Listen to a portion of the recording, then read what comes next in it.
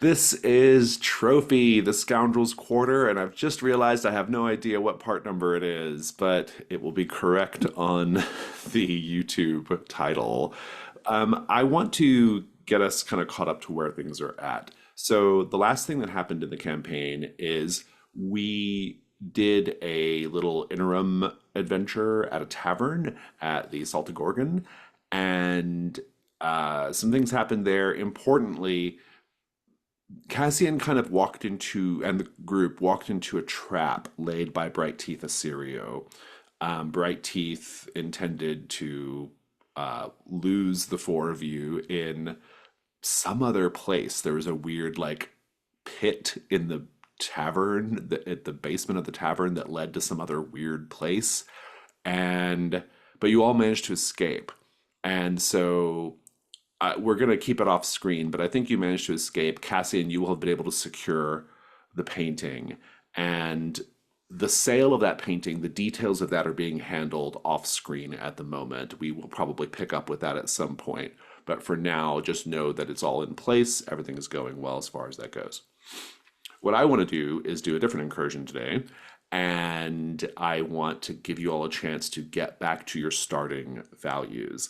So if you have a household and you have any ruin increase, and I think only you do, Berwin, as long as you have a household, you can get that ruin back down to your, back down one. Everybody else has armor that's marked. I'm not going to make you do a full burdens for this. I do, however, want you to pay a gold in order to unmark your armor, either a gold in treasure or a gold in money that you have from last time. Also, if you do have any leftover gold from last time, I don't think anyone does, but if you did, you could also store that in a hoard right now. I've got two things I could sell, so I'll use one to unlock my armor. Okay, sounds good. Berwin, you have a hunt token. You can just transfer that to uh, hoard if you want. Cool. I'm going to reduce my ruin, but I'm going to keep my black fire scars for right now. So I Okay, think that's an interesting thing. sounds good. Once everyone is back to their starting condition, let me know and I'll continue.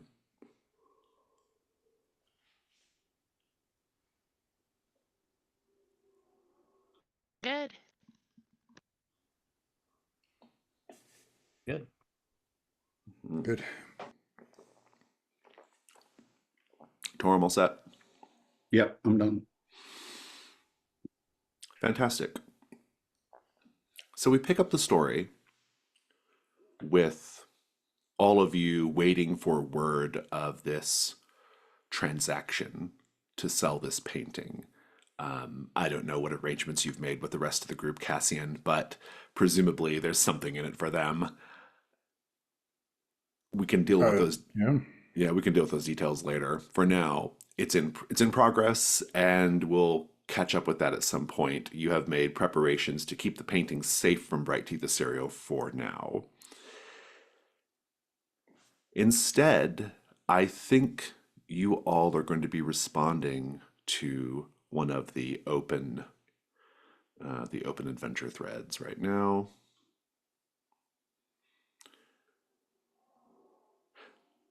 Merrick Full Cult is a madman. Merrick Full Cult is a madman, they say, or a messiah, depending on who you talk to and the direction of the wind. All you know is there's a bounty on his head for blasphemy, and you mean to collect it. They can argue about philosophy once he's dead and you're paid. He's retreated to the port town of Old Kaleczenie, which has been seized by riots and a disease, a fungal disease, causing the afflicted to dance, unbidden and violent. Nobody remembers which caused the other anymore.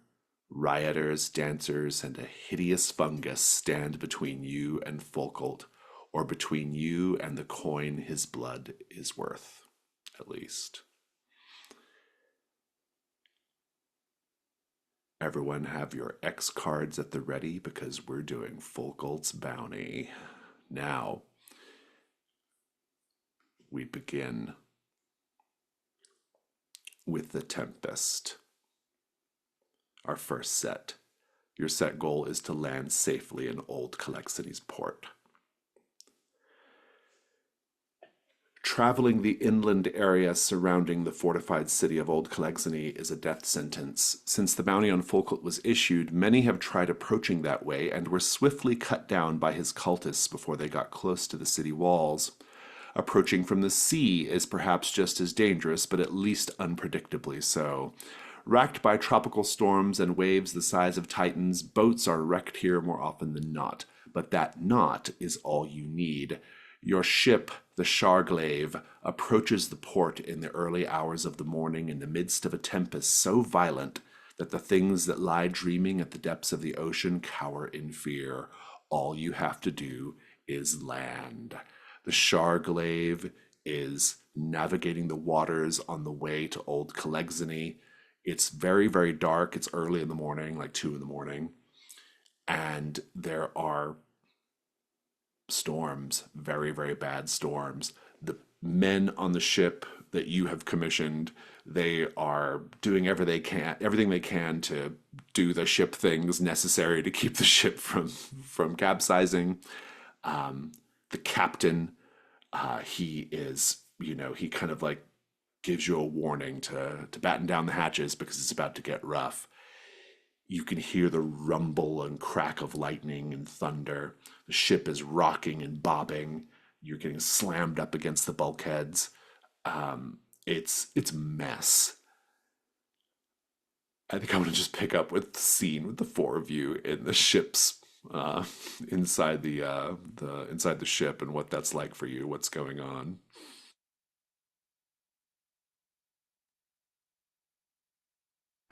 Well, Berwin is a landlubber, and I don't think that he sailed a lot. And so on these waters, he is doing his best to hold it together, but you'll see that he's very often sort of burying his head into his vermilion cloak and trying his best to keep his lunch down. I think Cassian is absolutely failing to keep his lunch down and is just clutching the railing of the ship, just retching. Alina's got her arms wrapped around a mast and she's got her eyes squeezed shut, singing prayers to Saint Vestra to get them to land safely. Yeah, Torum is, I think, almost in this kind of panicked state from the storm. He's very much not used to being aboard a ship and does not like it one bit. I think his stomach is fine, but his head is not. The first problem that you're going to encounter is that, the first problem you're going to encounter is that a massive wave causes the ship to roil and it sends a number of the crew members over the side. The sails, they've lost control of the sails. The ship it's really, really bad. None of you have any experience with maritime matters, but you might be able to nevertheless help in this moment. The captain is yelling orders at anybody who will listen to try to get the ship back under control. What might all of you do to help safely navigate the storm? I'm not sure safely is the right word, but at least survive it. I think Torum wondering. does the. Oh, go Torum is just steeling himself to do his best to like haul on ropes and hold booms in place as sails try to swing past in the wind. Just doesn't really know what he's doing, but just following whatever instructions he can hear. Yeah.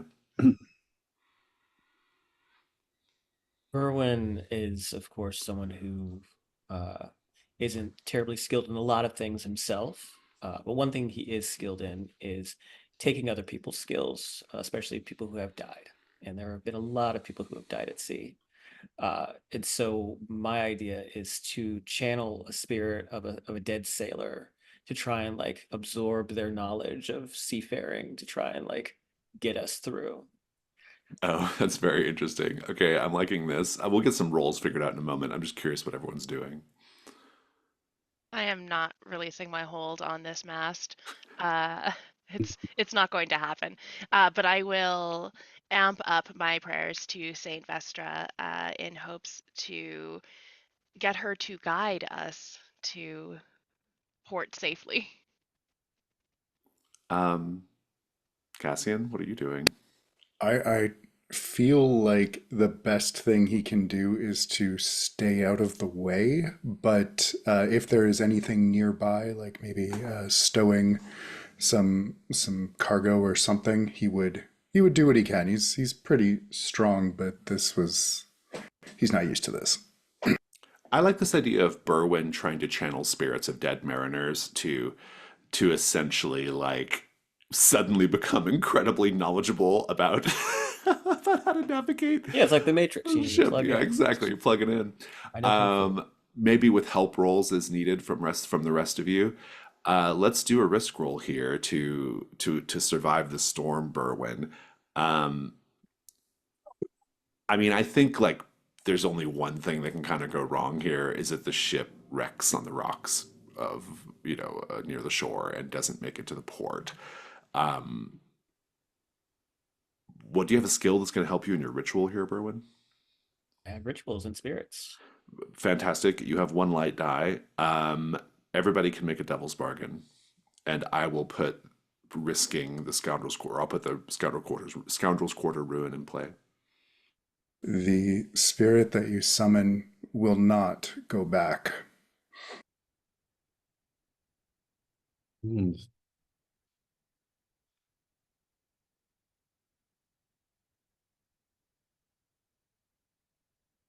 The spirit that you summon is a spirit of mutineer.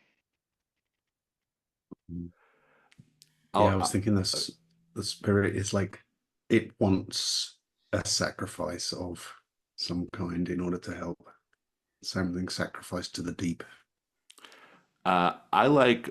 I'm going to add an additional little twist to Cassian's. The spirit will not go back, and Berwyn, it very much wants to experience the physical pleasures in Old Kaleczenie that are not available to it in death. That's pretty good. I mean, they're all pretty good. I'm gonna say, yeah, I'll go with Kazian's. I'll have a little stowaway in me. That sounds good. You have two light dice and a dark die for the ritual. I don't know if we still have the die roller handy. Is that handy anywhere? It's Stick in light. chat. Oh, it's in chat. Great. Love it. Let me go there. All right. What'd you get? It's a 6 light. Six light. Nice. Um, no help needed, but please go ahead and describe how you help at least safely weather the storm. You're not in port yet, but the storm won't be so much the issue. Yeah, I think as there's lightning crashing overhead, winds are whipping everybody, hair is tousled, and men and women are being thrown overboard. There's a moment where Berwyn, and yeah, I think he's got like Nevin's skull in one of his hands, and he's just sort of like struggling to keep himself steady. There's a moment where he says, "I think I'm going to be sick," and that's when Kazian hurls over the edge.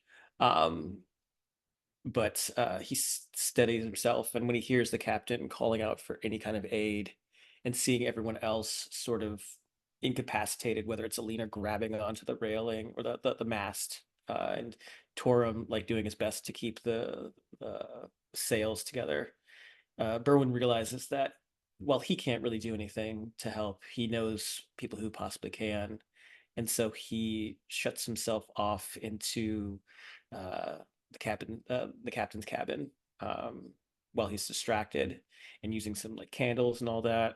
He sort of puts together a small ritual space for himself, and as best as he can, he starts to use Nevin's skull as sort of a focus, to call upon a spirit of a dead mariner from the depths, and his eyes go that classic milky white, and he steps out from the cabin, and he's his posture, his presence is much more confident. It's almost as if he's not even affected by the storm, and he just starts barking orders as if he's been sailing these seas for hundreds of years. I love it. Fantastic. The ship is. I should note here that we don't have Rob for a little bit, and so we'll just assume Torum is always in the background, hauling lines, or if fights break out, fighting in the background. Um, that's fantastic. There are other ships approaching the port of Old Kaleczenie. The port is it's really interesting. You can see it in the distance. It's it's not so much a port as much as it is the outside, the base of at the base of a large wall, the large wall that surrounds Old Kaleczenie. And the ships have to pull into the port where they are then hoisted up by clockwork mechanisms that raise the ship up the wall so that the crew members can get out and be in the city, right, on the top of the city walls. Those mechanisms can hold multiple ships and they're always going up and down, right? Or they're always like kind of going up and depositing, ships and then going down. Um, and that's sort of the deal, right? And so you have to kind of the ship has to get navigated into one of those spots. You can even see the mechanisms, right? Like moving the ships up, moving the ships along, depositing them like in a port once the people are offloaded. There are other ships ahead of you that are that have just gotten through this storm that are approaching the walls of Old Kaleczenie. That's when the people or the whoever it is atop the walls of Old Kaleczenie start firing alchemical fire from trebuchets down onto the ships. And so even as the ships are allowed to land in port and be raised up the mechanism, they're also being fired upon by the wall. Trebuchets are sending barrels of alchemical fire that smash onto the water and burn hot and blue. And one of the ships in front of you gets smashed by a container of alchemical fire and it just completely catches fire. You can hear the people on that ship like screaming as they die in the waters. And there's just blue flame soaring and smashing all around you. This is the next thing you have to deal with. This fantastic fiery welcome from Old Kaleczenie. What's the plan? The captain is like, we haven't. I've heard, I've heard rumors about the madness infecting Old Kaleczenie, but I didn't realize it was this bad. And all they can do is just hope to weave through the rain of fire. But maybe there's something you all can do to help. Berwin, in his possessed state, will grab the captain by the collar and just slap him. Get it together, man. That's good. Alina, Cassian, any ideas here? Hmm. I don't know that I'm well equipped to do much other than try and use some of my Kingsguard training to direct the sailors to try and uh, avoid this fire and try and maybe get the boat swinging on the clamped ropes. I can help with that because I can use my ritual guide as an additional rope. It conjures up a thread, a string to follow. And if I can get it to show us the route, we just have to take the ropes, that's this mechanism, and use that to follow the thread that I conjure. Well, you haven't even reached the mechanism yet. You're still just pulling in the Oh, port at this point great. with the rain of fire. But guide might be able to help you, might be able to help the captain steer the ship through the Yeah. rain of alchemical fire. I like that. I think that'd be great. And then maybe with a help roll from Cassian if needed. Um, I mean, I think what could happen here is pretty straightforward. The ship gets hit by alchemical fire and goes down. Um, do you have a skill that will help you, Alina? I have skills in spirits, which is how the thread gets conjured. It is the spirits that Oh, do okay, so. I'm into that. And you've got one light die. I will put the Scoundrel's Quarter in danger for a possible Devil's Bargain, or the Ruin, that is. Uh, Jack and Ben, do you have any additional offers? This is for your guide ritual. Mhm. No matter what, the thread isn't going to be produced by the help of a sister, but of some kind of sea witch who will take an interest in you. I think the guide will be. Sorry, I think you're going to find it's not taking you where you expect it to. Might get us through this, but over that wall, it's not going to our goal. Oh, interesting. It'll get you through the fire, but it takes you somewhere else. That's really intriguing. I'm gonna go with the sea witch. I love a sea witch. Okay, very good. Um, two light, one dark. Let's see how you do. 5 light. Five light. Okay, very good.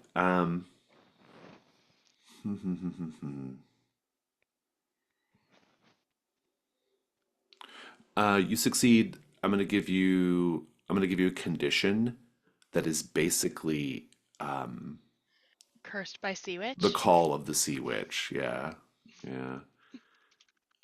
I want to know what it's like when you like. How is it different summoning the guide this time? Like, how does it feel different? What is it like? And then just describe safely navigating to these mechanisms on the wall. Normally when I conjure up this guide, this thread, it is sort of a golden color. It's light, it emits its own light, and it feels warm as it unspools and leads the way. This time it's different. It's blue and it burns hot, but it feels, when you touch it, ice cold. It snakes through in a winding, jagged path. It's not flowy and straight, or flowy and nice. It's not gentle. It feels harsh and sharp. But it does lead the way, and with the captain's orders and Cassian's Kingsguard training and Captain Berwin over here, um, the boat does manage to get through. You can see the volleys landing on either side of it and pieces of the sail getting caught up in flame, but the sailors are managing to put it out. And miraculously, of course, by the protection of the sisters, we make it. We make it in. The boat manages to pull into the port and is quickly um, latched onto by this clockwork apparatus um, that pulls the ship up the side of the Great Wall. The weather-worn walls around the city are sort of like these walls are festooned with gibbets and heads on spikes. Everything is blasted or crumbling or dingy. There's smeared blood and feces and who knows what else all over the walls. The only thing that remains clean is the billowing flag of the city, which seems to have been attended to with great care.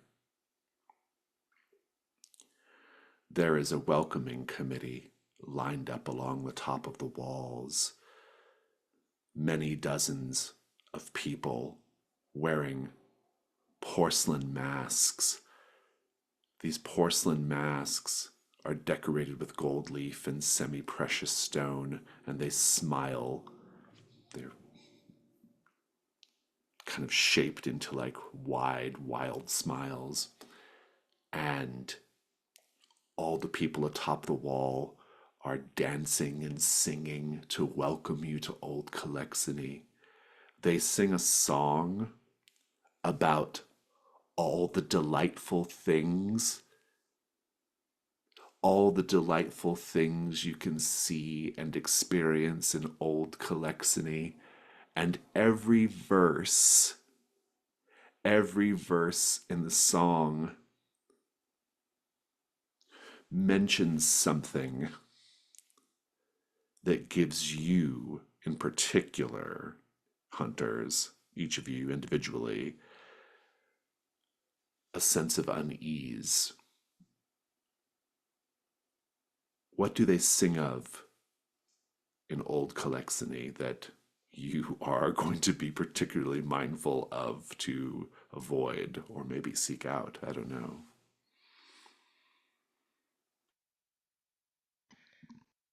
They sing of desecrated shrines and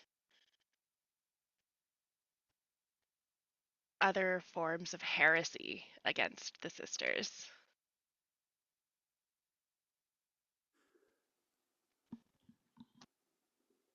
It unsettles Berwin, but it really upsets the spirit of the mariner who's inside of it right now when they start singing about how they eat the flesh of spirits, whatever that means. Whatever that means, yeah.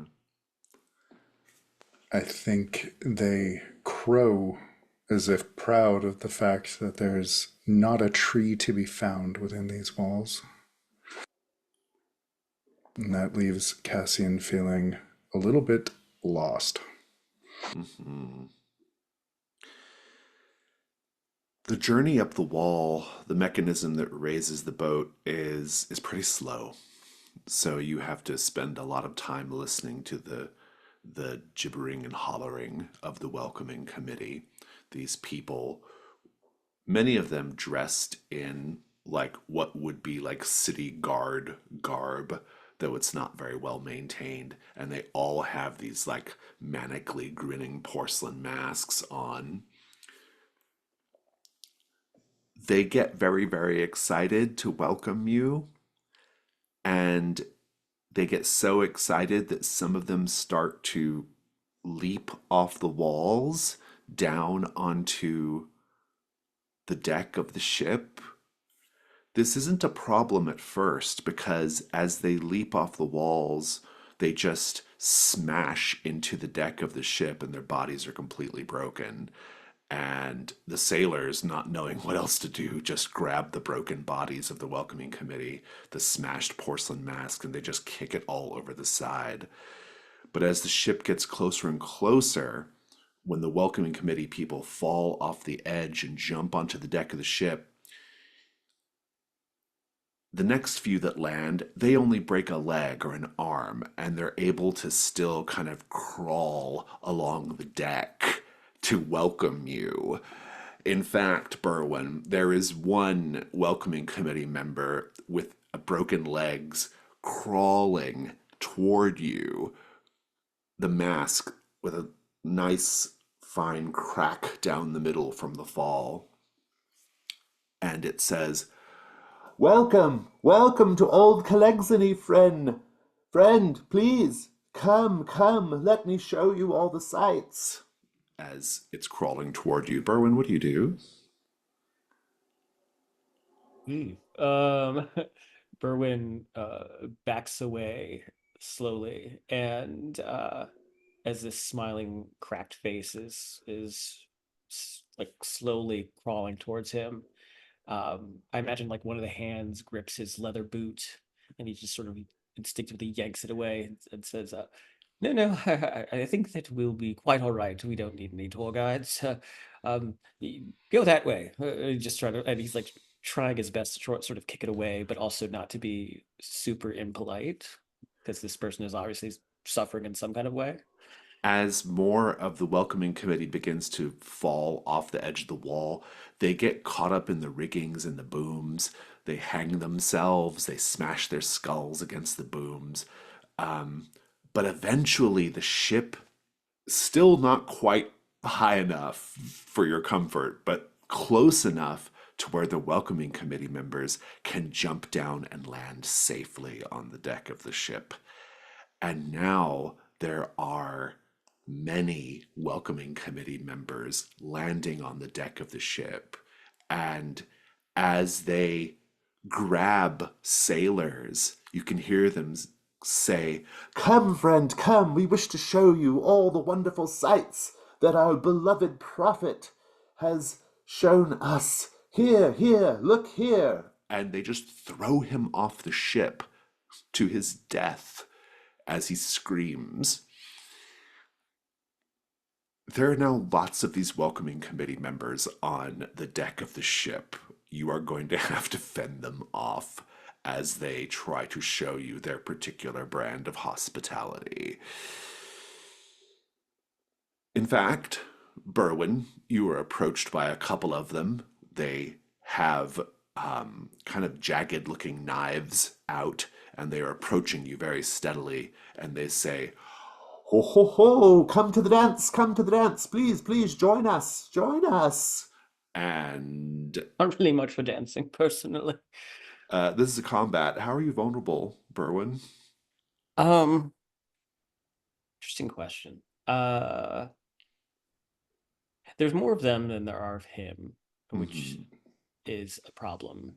And he's also got a spirit inside of him right now who is probably pretty volatile, and so he's not in complete control of his faculties. Indeed. Roll weak point.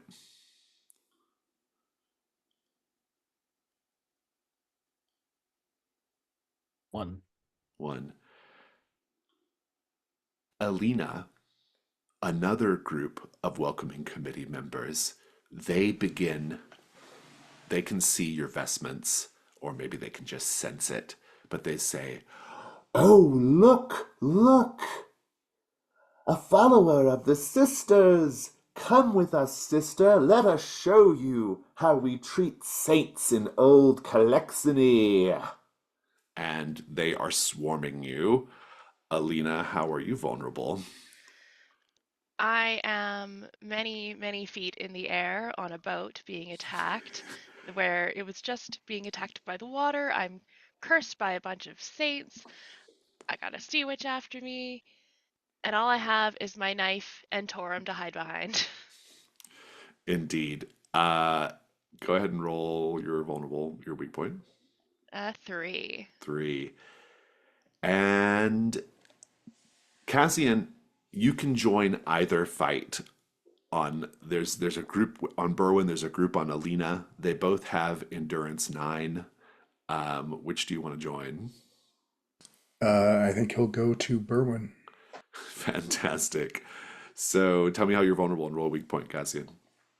He is still very seasick. He's having a hard time keeping his lunch down and his gait steady. Mm-hmm. And it is 3. 3. All right, so Berwin, you can have the first combat roll. You have combat 2, trying to get 9 total.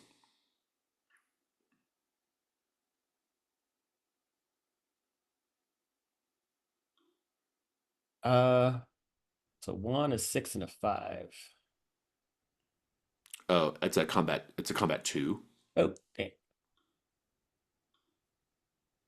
2 2s. 2 2s. Nobody had a weak point of 2, right? So just giving the first little bit of your combat, Berwin, as you're approached by this group of welcoming committee members. Berwin is sort of hands up, trying to back away, still kicking away at the crawling welcoming committee member, while the others brandish their knives. But as he's sort of backing away, there's a moment where the spirit in him is like stopping him. He tells him, "We must fight, man. We must avenge ourselves, avenge our crew. We do not scurry away in the face of danger." And Berwin is internally like, "No, no, no, we do." And Berwyn just sort of pulls out his cudgel and starts sort of like brandishing it, trying to keep them back, but doesn't actually hit them. It's just sort of like using it defensively. Cassian, narrate your part. I think Cassian kind of he stands in indecision for a moment, looking between Alina and Berwyn, and then with kind of a barely stifled gag, he just kind of barrels into the group that is approaching Berwyn and knocks one away at least. Alina, you also need an endurance 9. You only get 1 combat die start, though. 4. What was your weak point, Alina? 3. 3? So you're good. Describe the first part of your combat. These people with their grotesquely smiling masks, they start to surround me, and I pull out my carved ritual knife, hold it in front of me, and quickly dive behind Torum. Alex, so Torum is your weapon in this. Yeah, that's good. I love it. Berwyn, or actually, Cassian, roll a combat 3 for this round. Let's see if you can get a 9 total on your 2 highest dice. That is an 8 and both of our weak points.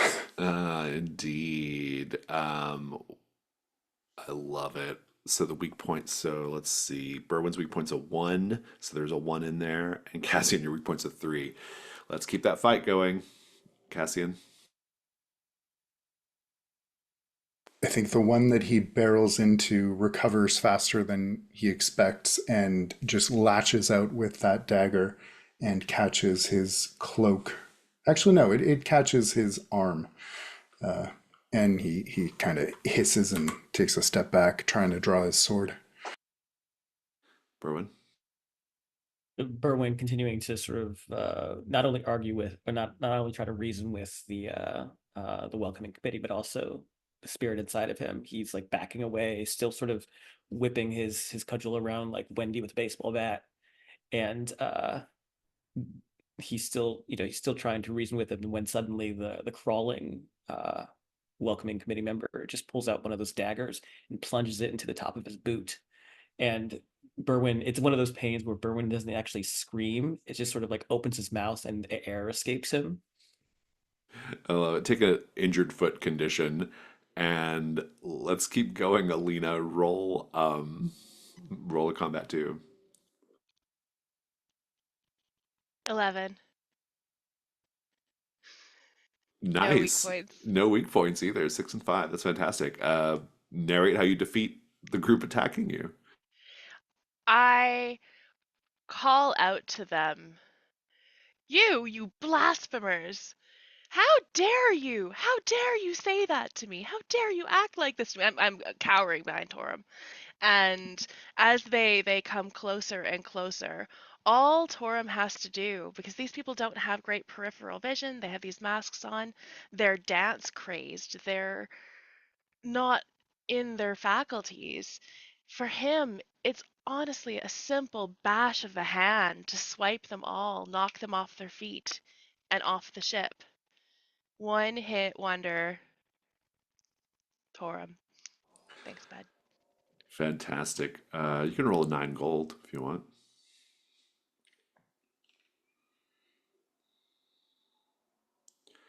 One. That 1 gold is represented, or is, yeah, that 1 gold represents one of the porcelain masks encrusted with gemstones, and it's worth 1 gold. Berwyn, it's going to be a combat 4.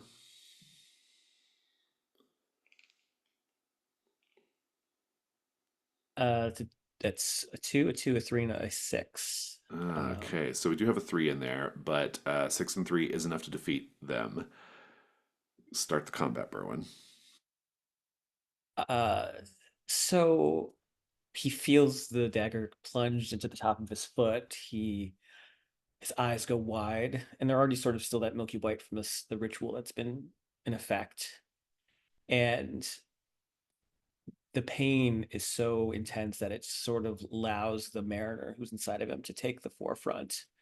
And with this strange aggressiveness that you've never seen Berwyn exhibit, he reaches down and plucks up the mariner who was crawling, and takes the dagger from him, snaps his neck, throws him overboard, and he just begins to stab at the remaining welcoming committee members with this speed and efficacy and technique that you've never seen him exhibit. I love this Berwin. Cassian, what's your part? I think Cassian is he looks down at his bloodied arm and then sees the cultist or the welcoming committee member rush forward with that same dagger, and he kind of dodges to the side, spreading his arm a bit so that the blade catches in his cloak, which he then wraps around their arm and just kind of wheels them to the side, sending them over the railing. Fantastic. Okay. Who wants to roll a 9 gold? Look good.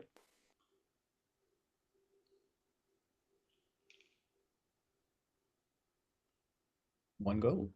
1 gold, same thing. One of these masks. Would I be able to take the dagger, or would it like increase my burdens or something? I mean, you could take it, and if you eventually make it a weapon after Hearthfire, it'll increase your burdens, but otherwise, Okay. you just can have it right now. The ship, as the thing keeps getting pulled up, the committee members, they've stopped jumping off the edge. Um, and the ship, the platform comes up and with a heavy stops. The deck of the ship is covered in broken bodies and blood. There are bodies hanging from the riggings.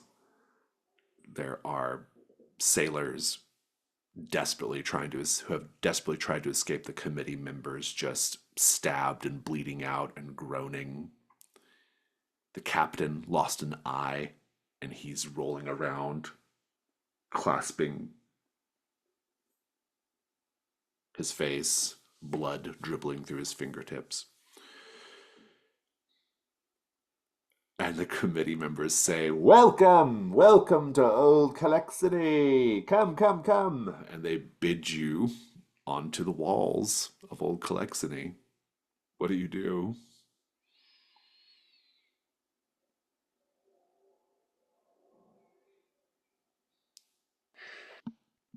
I wait for Torum to go first. We'll assume Torum goes, and then what? Do they like mob us No, when they're we? like they're creating a path for you, or they're at Oh, least okay. standing back so you can get off the ship onto the walls. Oh yeah, I'll just follow Torum. I'll be very close behind Torum, but yeah, I'll Mm. I'll follow Torum off the ship. Berwin, Cassian? Berwin comes out of that sort of murder robot trance and realizes he's got one of the committee members in his arm and he has slit his throat. He just sort of drops him out of surprise, and he's just sort of covered in their blood at this point. He didn't realize how it got there. Um, but he just looks around and sees Torum and Alina going, and he just limps along with them, just confused by the whole situation. I think Cassian's eyes kind of linger on Berwin after that display, but then he'll follow with a hand pressed to the wound in his arm. You're each approached by a committee member that stands before you with grave solemnity, and they pose. Each of them poses a question to you. Horsey or rider?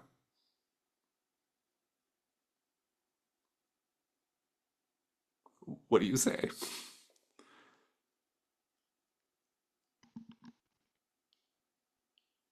I would love a horse. My foot, you see, it's, well, Horsey or rider?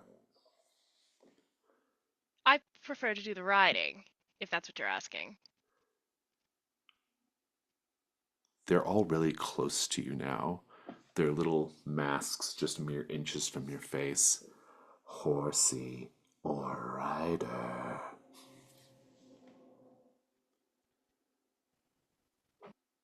Rider.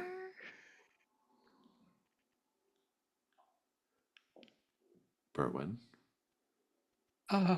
He looks to the others and says, I prefer to be a rider. Helena nods because she's hoping that Berwin remembers when the werewolf thing was happening and she accidentally became a werewolf when a similar question was posed. Like, yes, remember? All of them kneel down, offering their shoulders to you to ride them piggyback along the wall.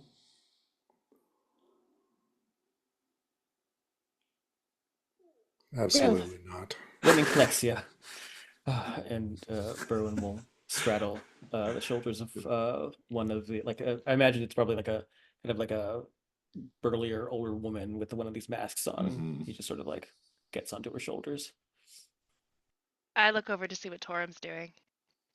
I think Torum chose horsey, and he's got one on his shoulders right now. When an old Kaleczenie do as the old Kaleczenians do. Yes, do I get to choose my horsey? It's just the one that's greeted you. Do they look buff, like they can do this? Yeah, they can handle it, I think. Okay. Then in that case, yeah, I shrug and climb up onto this person's back.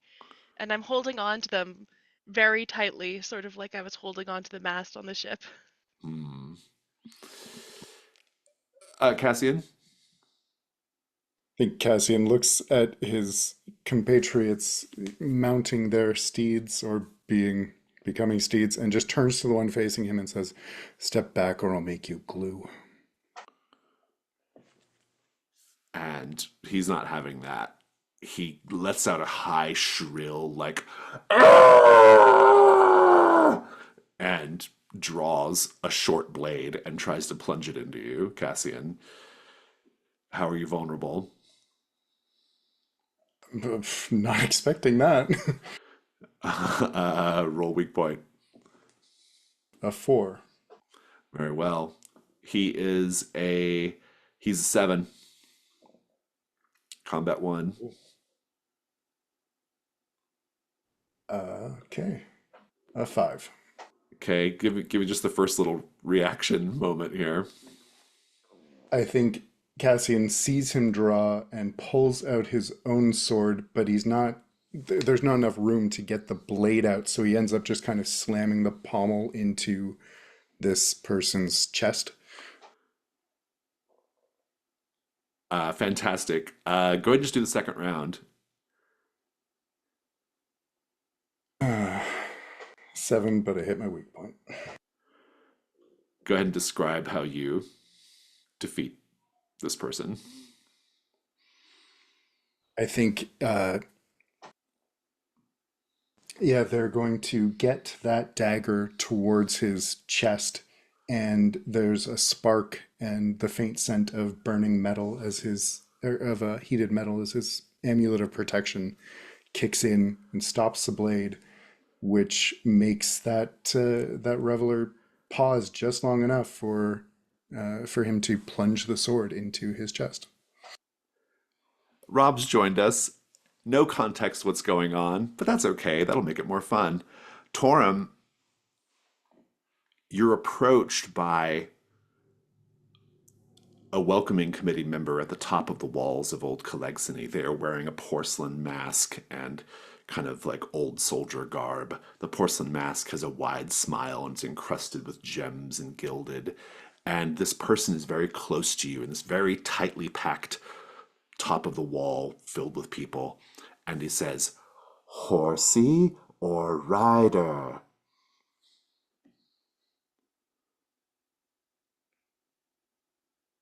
Orm's still just getting his land legs back and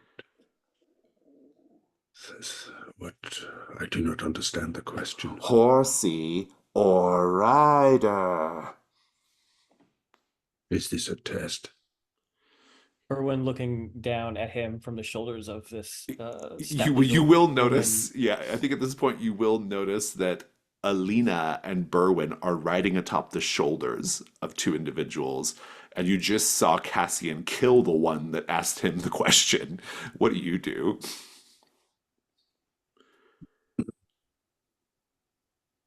I think I look around at this, like sizing everyone up, and figure that I can't be a rider.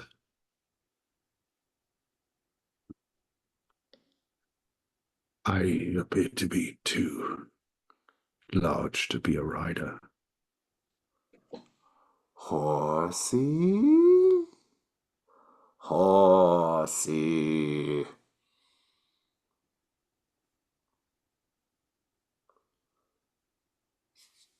What does that mean? And other welcoming committee members are trying to push you to your knees so that this person can climb atop your shoulders. The rest of you are being pushed along the throng and are being separated from Torum right now, while Torum gets his situation worked out.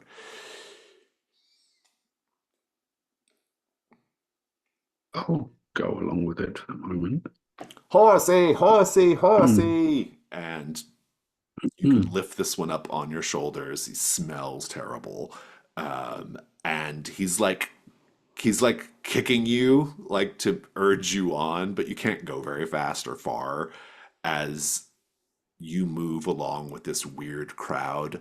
The ones that Alina and Berwin are riding, they keep saying things like, I'm a horse, I'm a horse, nay, nay, I'm a horse, whinny, whinny, I'm a horse. And you're all being pushed along the wall to a set of stairs that will go down into Old Kaleczenie proper. We will take a 5-minute break here. We will catch Rob up on what happened while Rob was gone and continue. See you in 5. Really quickly before I forget, Cassian, you can make a gold 7 roll for the committee member you defeated. Oh, 1. A 1. Okay, you can grab their mask as well.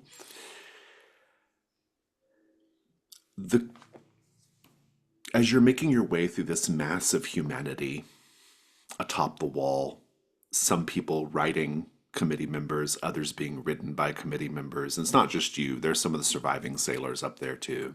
And also, there are other parts of the wall where ships are being lifted up, right? And you can see the same thing playing out on those other ships. You can see welcoming committee members jumping from the wall, smashing down into the decks of the ships.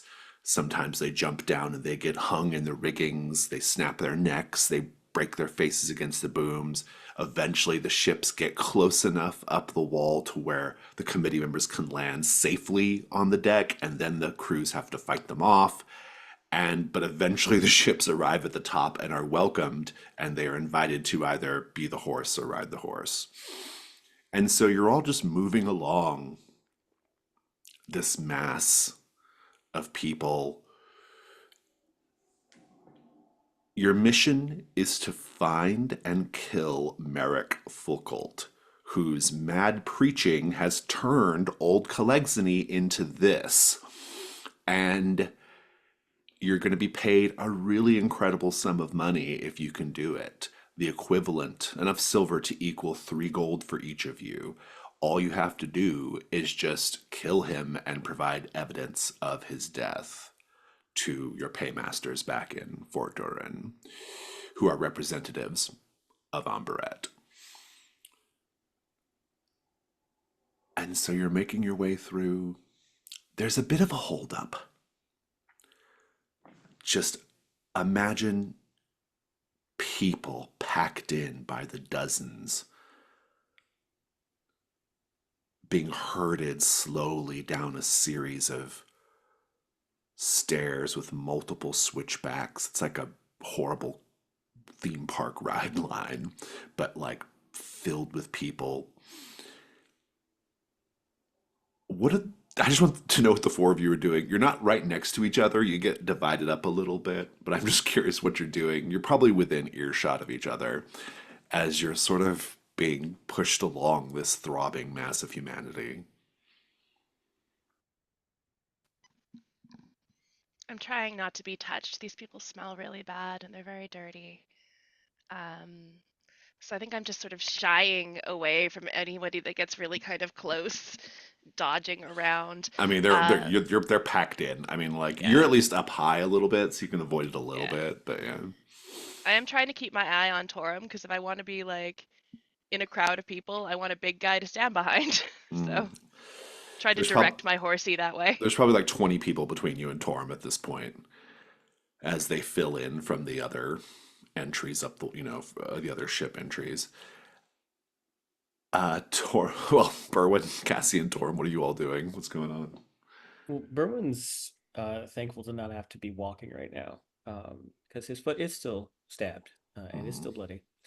But as we're sort of at this vantage point, I do want to see if I could do like a hunt roll to see if I can get any, whether it's like picking up any talk of uh this guy, what's his name, Merrick, Merrick? Merrick Vogel. Yeah.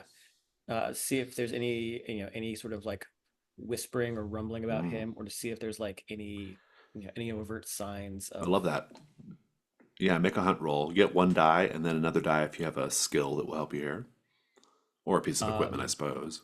I've got, uh, I've got charm and persistence. I don't know if I could work either of those into it. Thinking maybe with charm, I'm sort of like trying to smooth with my horsey Beulah, try to get the lay of the land. I'll take that. Yeah.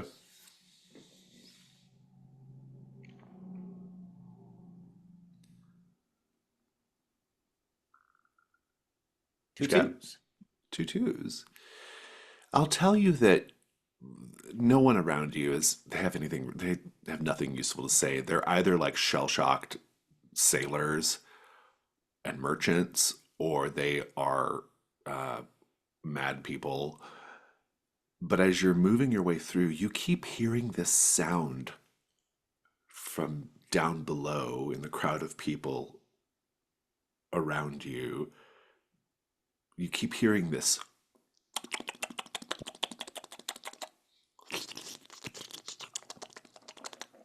It's a small sound. It's but it's persistent. Beulah, And dear, what is that slurping sound? when you look down, you see that a committee member in the throng has raised their mask up and they are licking the blood coming out of your boot.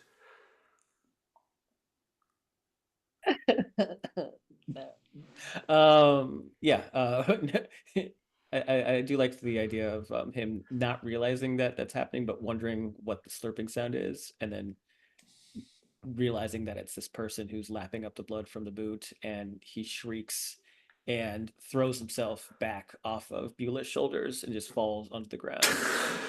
You're probably caught by because there's so many people. You probably don't even fall to the ground, right? They'll push you back up onto Beulah's shoulders. No, no, I'm good. Thank you.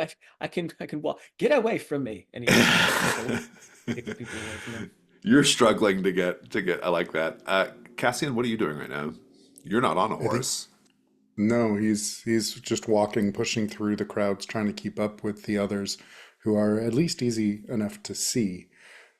And I think as he goes, he's wrapping a strip of fabric around his bleeding arm. Yeah, yeah, probably a good idea, given what's going on right now.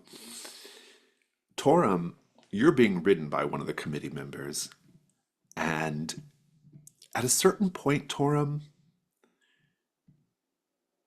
you can feel them combing your hair while they're on your shoulders, and they keep saying, pretty horse, pretty horse with a pretty mane. Let me comb your pretty mane, pretty horse, pretty horse. What do you do? I think Torum is very very concerned with just not getting too far separated from his companions, but also in just maintaining his cover here. So, although this is obviously disturbing, this behavior, he is tolerating it in the interests of it allowing him to get closer to his goal. The crowd continues moving. Your writer says, "Whenever we get down to the bazaar, I shall find you a stall with a thick bed of hay, and I'll make sure the stable hands give you plenty of water and as many apples as you can eat. Pretty horse, pretty horse."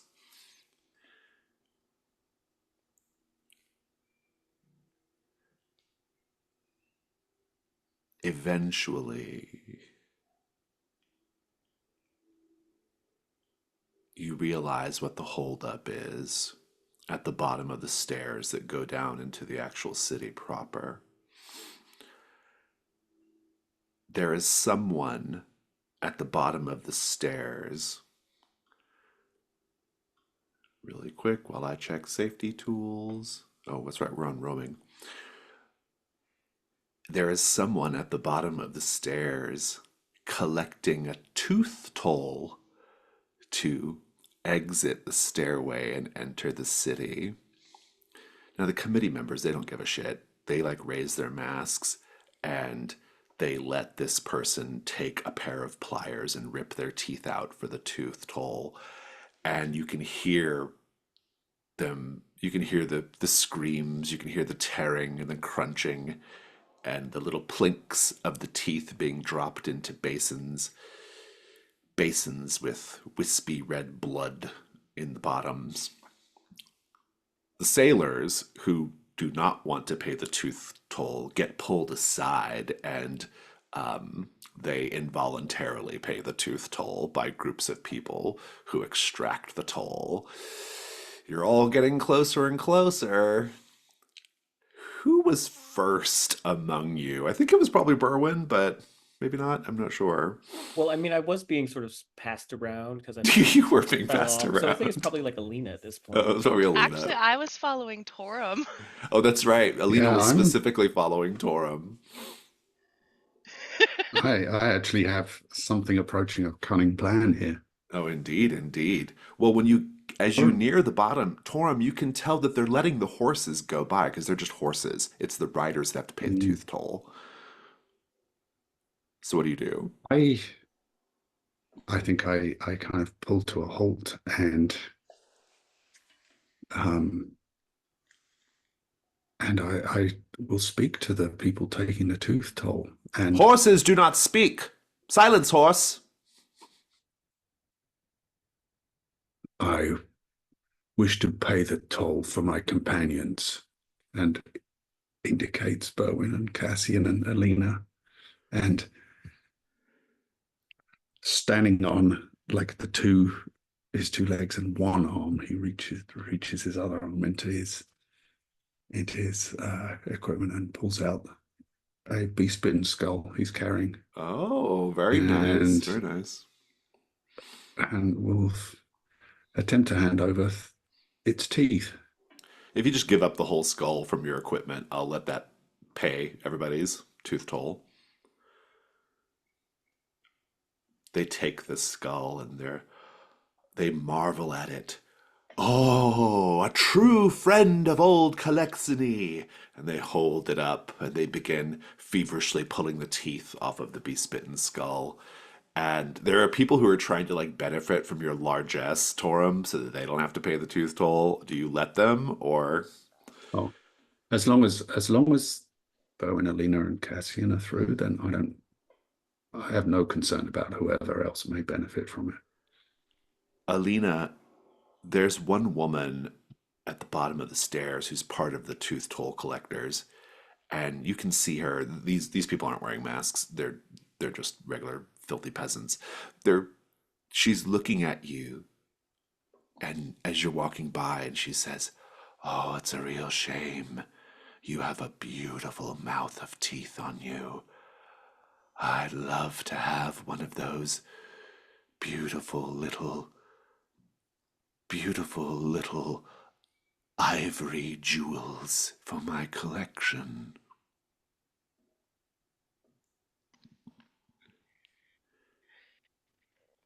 What would you have to trade? Oh, and there's a bit of like excitement. The head tooth toll collector says, "Your toll has been paid, madam. You can continue on." I'm talking to this person, not you. She says, "Well, what do you want, madam?"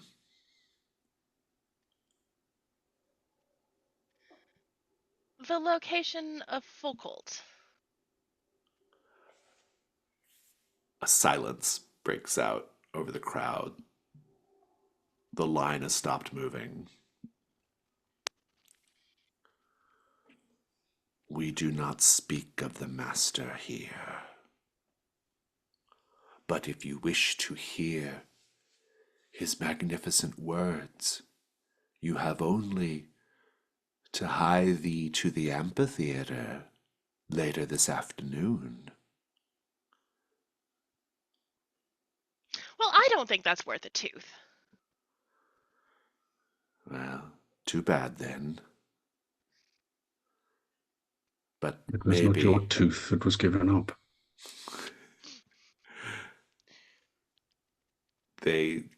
you can be pressed forward past all this. Yeah, But I like kick my horse but to move it along. that woman says, "You best sleep with your mouth closed, dear."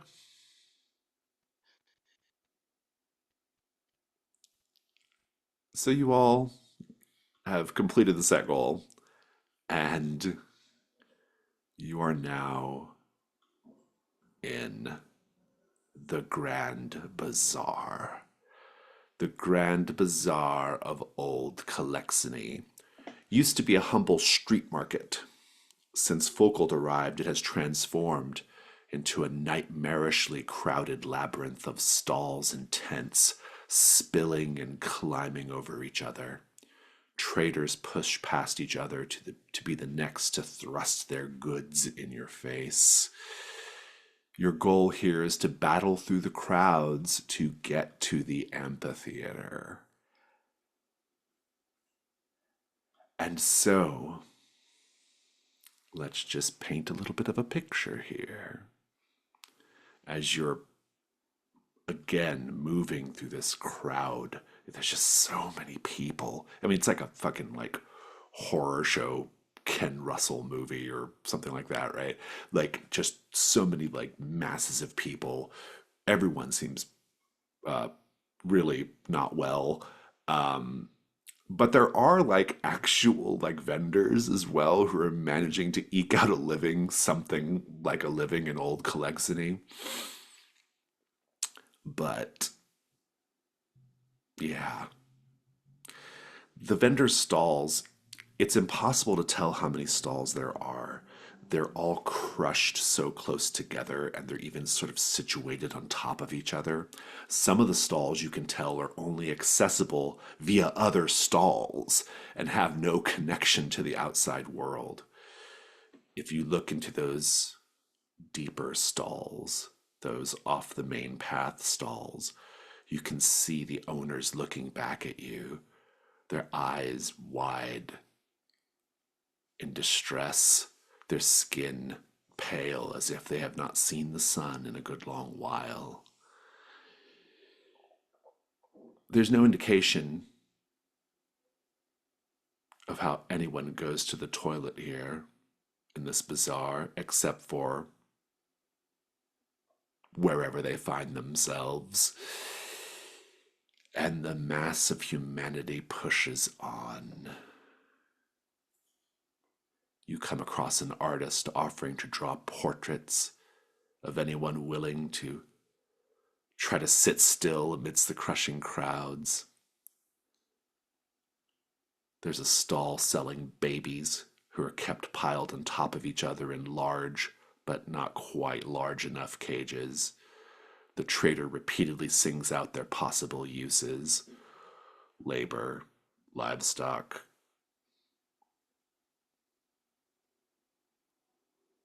affection.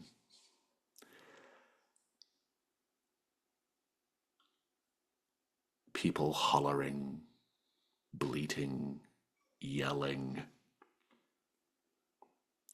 There's a smell from somewhere, a savory smell, cutting through the stench, the smell of food, perhaps. The four of you can manage to ditch your horses or ditch your rider and be together at this point. It's going to be a long morning to reach the amphitheater. So what do you get up to? Would Tora mind being my new horsey? I think Torum just gives Bowen a hard stare. Torum, be a dear. You see, and he gestures down to his bloody foot. Very well. Look at the pavement here. I mean, it's all encrusted with every manner of muck and mire. The thing could get infected. Please, Torum, be a dear. Very well. But Before you even finish, will he not starts to be- climb up you. I will not be proceeding on all fours. I would never dream of it. Hmm. Not yet, anyway. Yeah, I think Bowen can hold on to Torum's horns as he sits up on his shoulders. Yeah, Berwin's probably very light compared to you. Yeah, I'm like 5'3".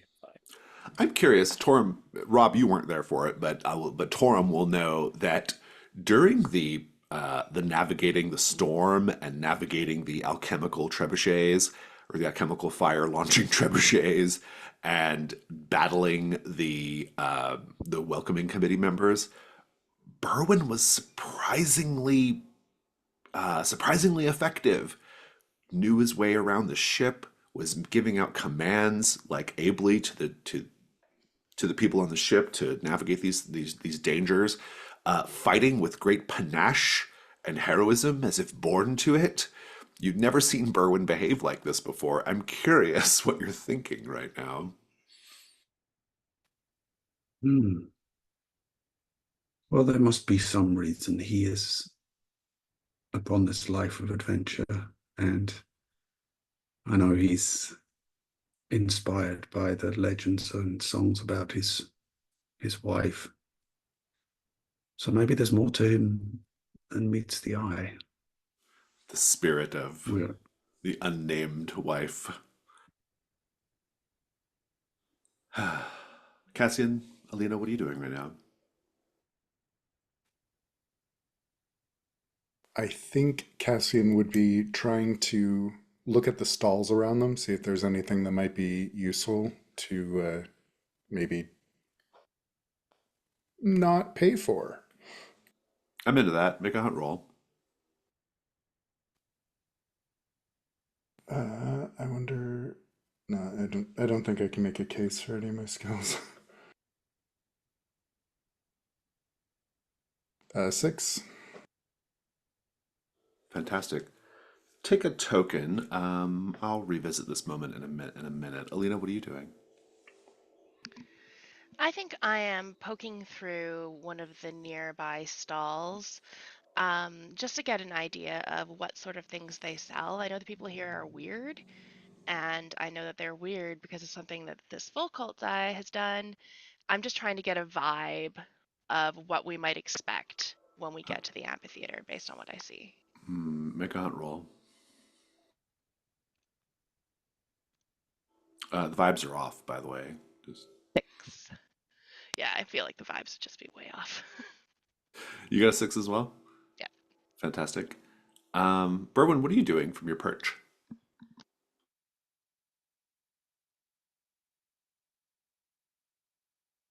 I think that he is.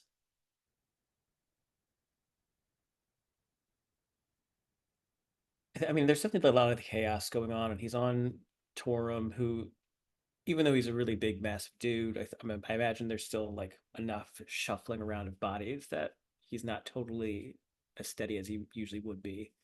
Um, I guess I'm looking for a particular stall of interest, whether it is in service to finding out more about Merrick and or like about how we might navigate towards the auditorium, um, or because I've got the Mariner in me, if he picks up on anything that he is in search of, because I know that his whole Oh, I thing is like that. Yeah, yeah. You can make a 2 die hunt roll because of spirits. 5. Nice. So you get a token, but there's a complication. Cassian and Alina, I'm going to give you some information, but you also get tokens. Torum, what are you doing as best you're able from beneath Berwyn here in this crowd? Yeah, I think I'm trying to figure out what is there any kind of huge crush around the entrance to the amphitheater, or is there any sign that there is some kind of selective process for letting people get in or not? Might be a little early to know that, but I'll give you a hunt roll nevertheless. Made a roll. Yeah, I need to open the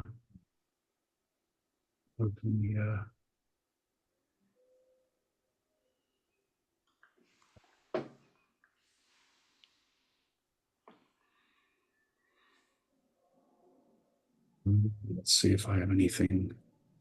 I do have vigilance, if that would make sense as a skill to.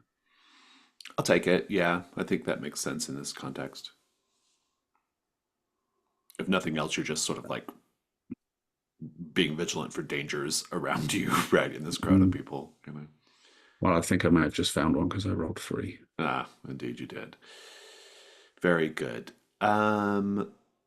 That all sounds really good. I've got a few things I need to keep in mind and get prepared. Let's take another break here, a slightly longer one, so I can kind of prepare for the end of this session. Let's take a 10-minute break, and we'll come back then and continue.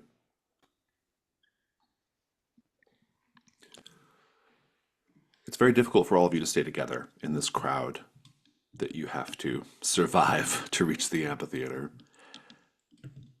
A few things. Berwyn, you can tell from your position that many people in the city, locals, have signs of this fungal infection that you've heard about before you got here. You can see traces of orange fungal growth around the tear ducts, around the nostrils, the corners of the mouth.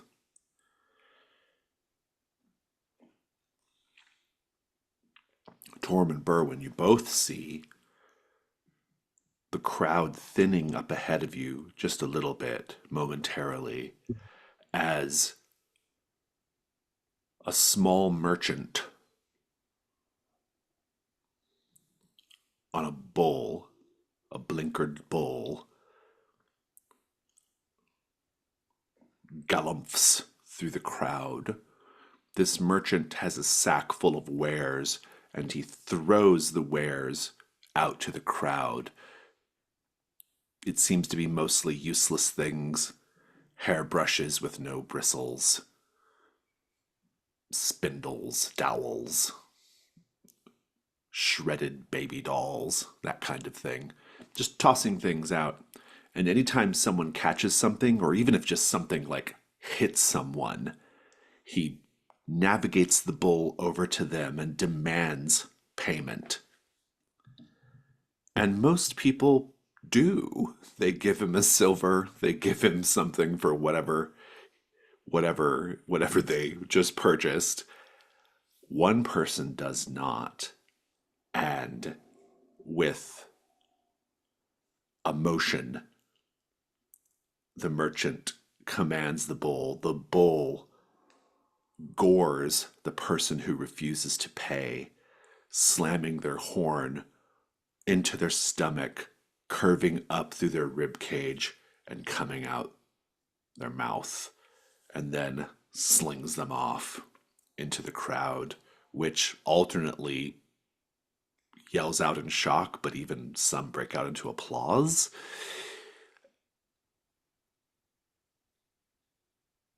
And perhaps to your great dismay,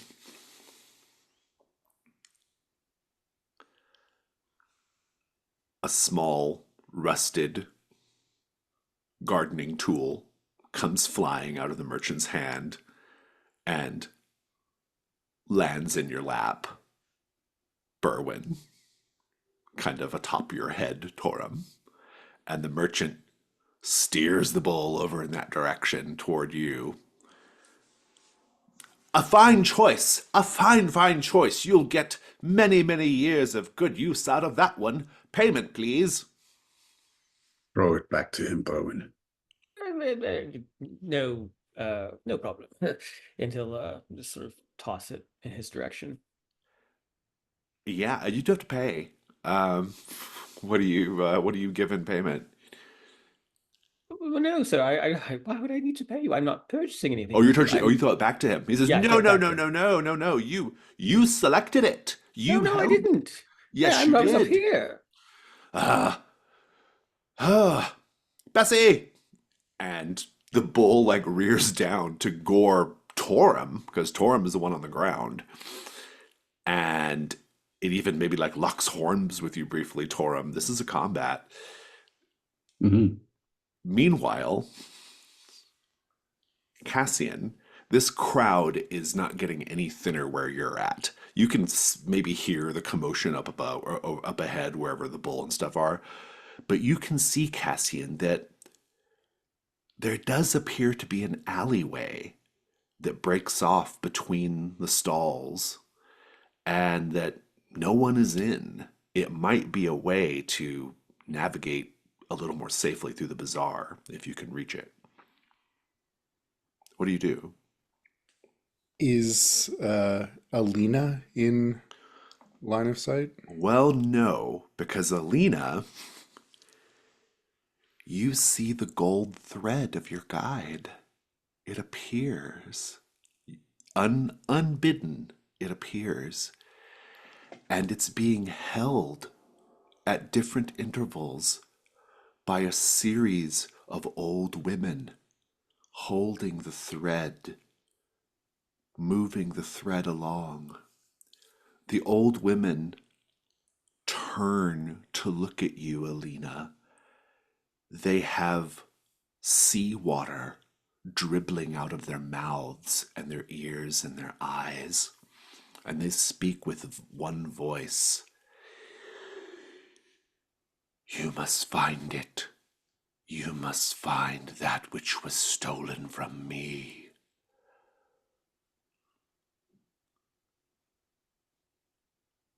Obviously, this is a message from Saint Vestra herself, of Saint Vestra, who's the guardian of the sea.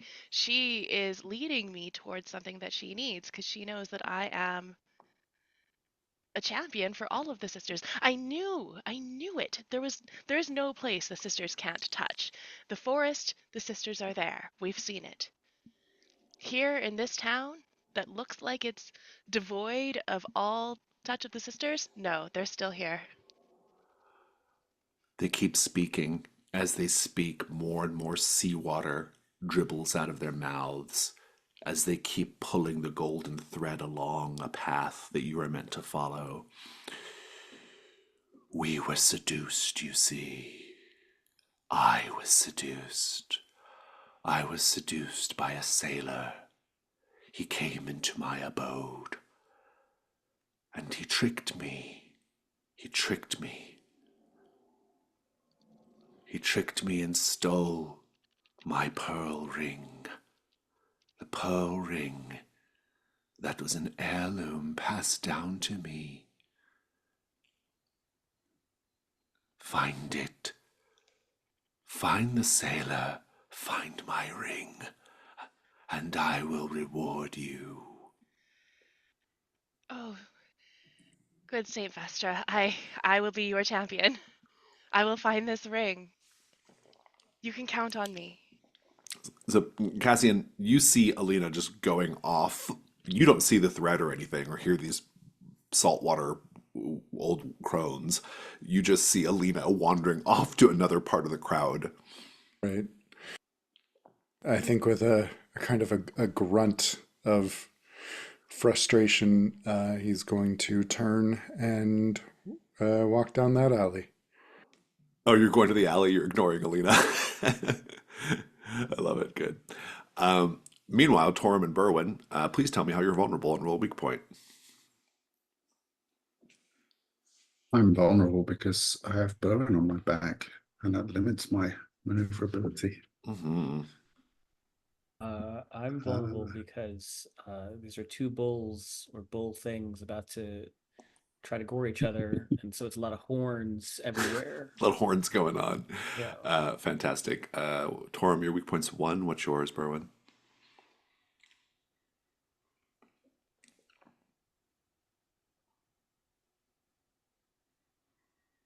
It is a 2. All right, they are an endurance 10. Torum, you can kick off with a combat 2. Can I try Am to? I? Do I have time to like try to unloose a crossbow bolt to try and reduce the endurance? I think they're too close. Okay. You can use it as your weapon. You probably can't use it as your weapon. They're really close. Okay. Am I able to use my yoke ritual to apply the strength of a spectral bull? I don't know if you'll be able to use it in order to reduce the endurance. I do like it as your weapon, though. Mm. Okay, I'll take that. So combat 2. Mm-hmm. 7, but no weak points hit. Give us the first little bit of the combat. What's going on? Yeah, I think it's as you described the this merchant's bull lowers its head and starts to paw the ground and head toward us. But I think Torum catches it by surprise by lowering his head also, and I think Bowen is just like frantically gripping onto that one horn, and the heads, they strike head to head and kind of lock horns and are wrestling, trying to twist their necks and Berwin, what are you gain doing? upper hand. Like Rob mentioned, Berwin is definitely trying to like grip onto the horn, and as soon as they sort of locked into combat, I think Berwin started to slip, and he's just sort of wrapping his arms around Torum's very meaty throat, and he's like just sort of whacking at the top of the head of the bull, just trying to like bat it away with his cudgel. Yeah, I love it. And I think the little merchant, I think, is like trying to like smash you with his sack of goods, as he kind of slings it at you, like battering you with it, right? Um, Jack, go ahead and roll combat 3.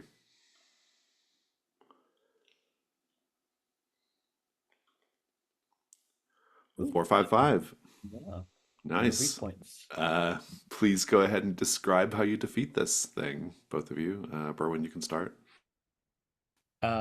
So with the merchant just whacking Berwin and Berwin whacking the bull, um, Berwin is sort of like torn in between of like trying to get both of these things away from him. Um, and I think there's a moment where he's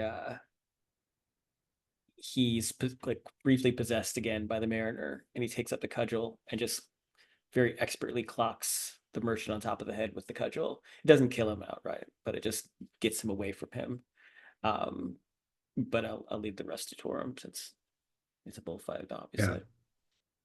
I think as these two are trading blows atop our backs, the bull and Torum are just kind of locked together, and it's almost like this barely moving test of strength where they're just shoving and twisting against each other, and we hear the breathing of the bull get heavier and heavier as it tries to put more and more strength into it, but Torm's just not moving, and suddenly there's kind of a change in the tension, and the bull is like all pushed from its feet, and its legs go out underneath it, and Torum kind of twists his head up and puts his boot on the bull's neck as it lies kind of supine on the ground. I love it. What's going on with the merchant? I mean, what's he doing, Berwin? Oh, I think I just knocked him Oh, out. you knocked him off. All right, yeah, okay. Yeah. So this is good. Rob, go ahead and roll a gold 10. Let's see how much silver was in that merchant's sack.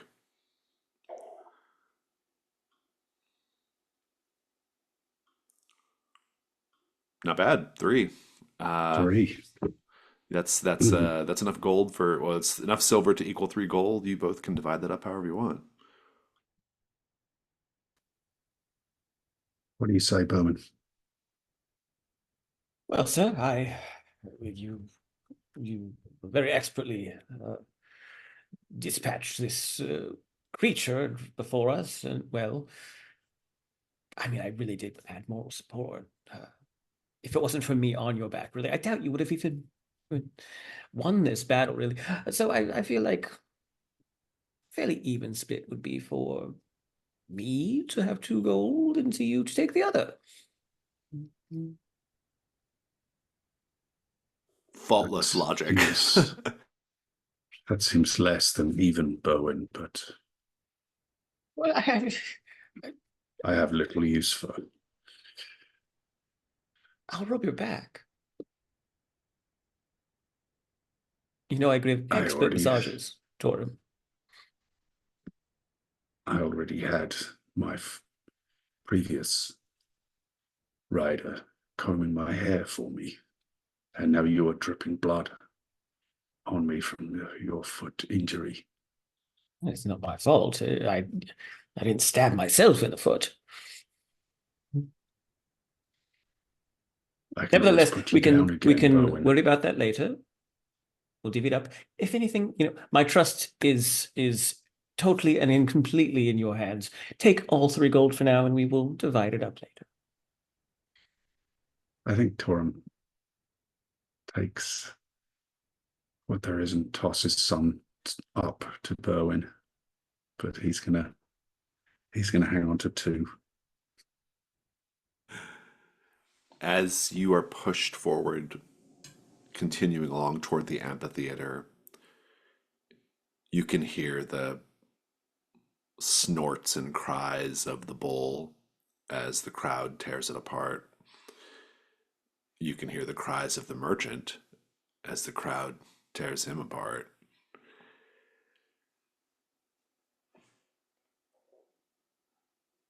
Cassian, you've managed to duck into this alley, taking perhaps your first gulps of reasonably fresh air in some time. What do you do? I think he does just stand there, just hauling in big, deep breaths for a moment before kind of. I wonder if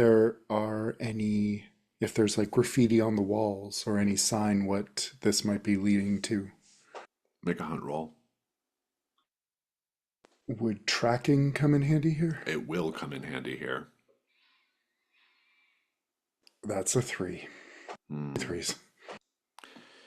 Doesn't mean you don't learn something, though. As you make your way through this alley, which is a proper alley between 2 buildings or blocks of buildings, you can see on the walls and on the ground, and indeed floating down in the air, are these orange fungal spores. It's smeared all over the walls and the ground. It's in the air. And you can hear coming around the corner music, tambourine, fife, drum, brum bum bum bum, brum bum bum bum bum bum, and fife playing. Alina, The gold threads and the old seawater crones lead you to the food pits. In the center of the bazaar lie the food pits, a series of 10-foot wide holes, each filled with a different stew. The owner of each hole assures you their stew is the best in all of Old Kaleczenie. They go further, declaring their stew is the only one that will not produce great pains and vomiting upon eating.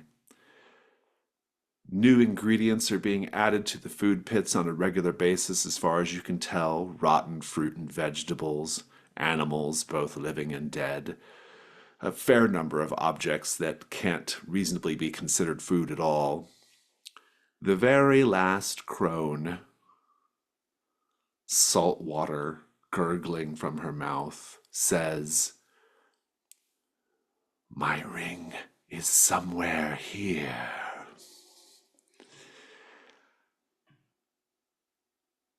What do you do? Gee, I wonder where it is. Um, okay, hold on. I just got to get over my irrational anger. No, it's actually very rational. Okay. The ring is somewhere here. I'm going to I'm going to look around and see if I can spot anybody that is wearing or holding or selling jewelry. Somebody who would have a That desire would be for it a nice, lot. wouldn't it? Yeah, Yeah, that make a would hunt be roll. 4. Take your token. I'm gonna. At I'm so one mad. point, at one point, you see one of the stew vendors unwrapping some choice cuts to add to her pit. You see shanks of meat. You see fat scraps. You see a bundle of hands and arms and feet going into the stew. Some of the hands are still adorned with their jewelry that their owners were wearing before they lost said hand. It's all just plunk, plunk, plunking down into the deep stew pit. What do you do? I would like to say a prayer to Saint Lynetta, who is the saint, the sister that um, deals with jewelry appraisal of all things. But not only is she a sister of jewelry appraisal, but of really recognizing and finding Jewelry things. detection. Yes. Basically, I'm trying to figure out who might have this particular ring. I know that it was stolen from St. Vestra by a sailor. Mhm. Um, I guess I'm kind of trying to use my guide ritual to Oh, okay. guide me to where the ring is I'm gonna through the make I'm gonna make it a hunt Saint Lynetta. roll. That's fair. Make a hunt roll, but you can do it with 2 dice though. That's a 3. Oh, um, Yeah, you sound real sad. you, yeah, you can see the truth of it. I don't think there's no guide thread, but you realize the truth of it. At some point, this sailor ended up in Old Kaleczenie, lost his hand that had the pearl ring, and that hand is now in the bottom of one of these stew pits, bubbling away. What do you do?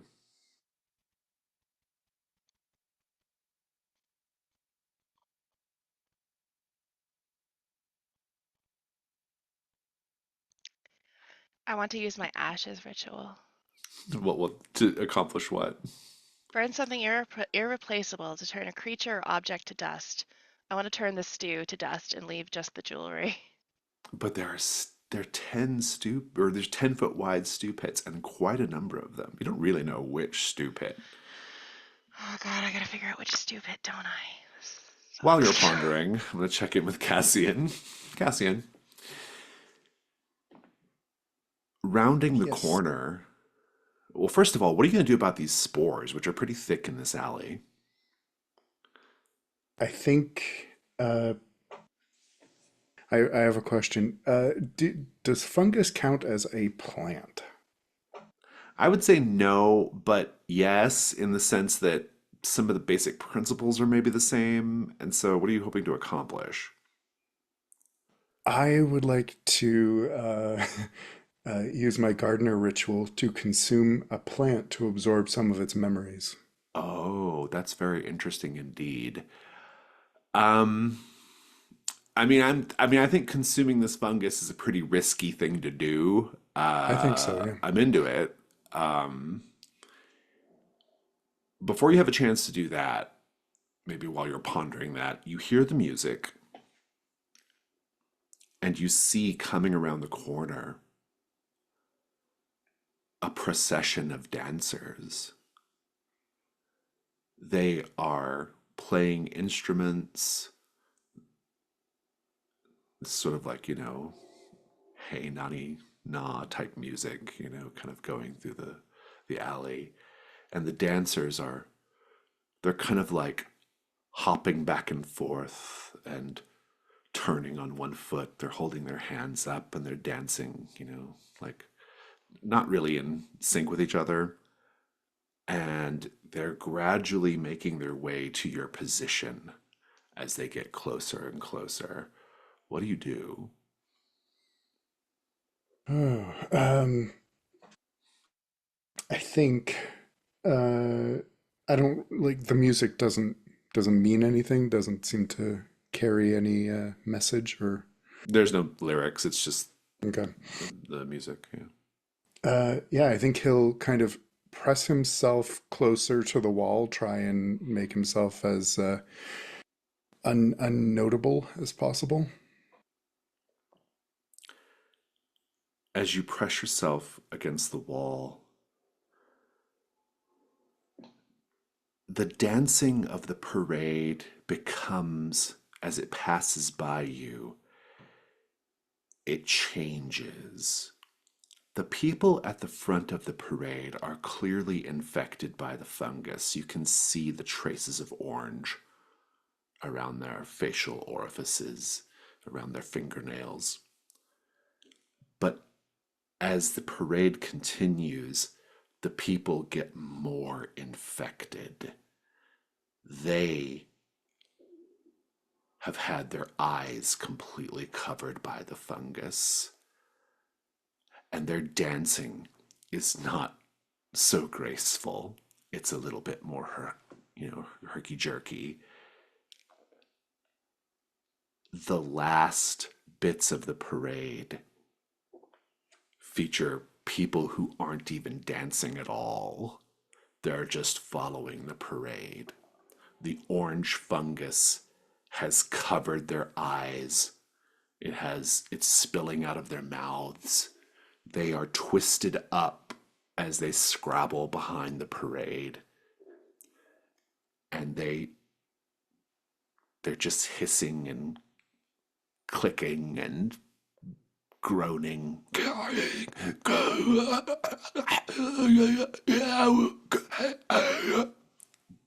Their dance is mostly just them twitching and vibrating and dragging their limbs across the cobblestones.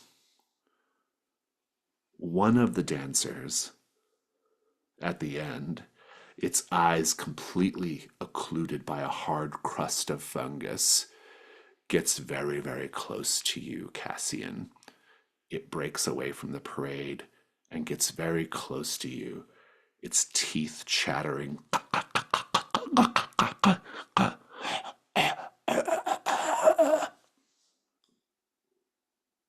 What do you do?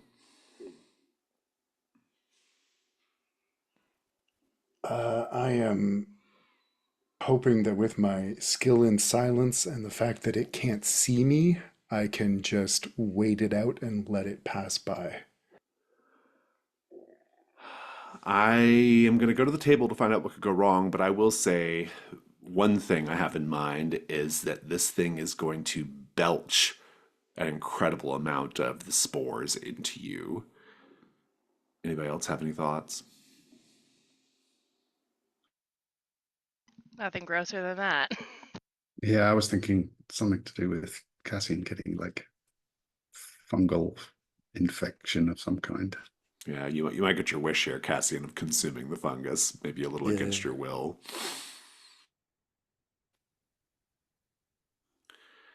If there are no other additions, let's go to dice. You have one light die for your skill in silence. I'm going to put the Scoundrel's Quarter in play as a devil's bargain, but I will take offers from the table as well.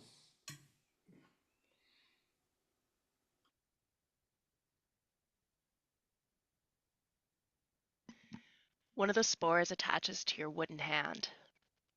Ooh.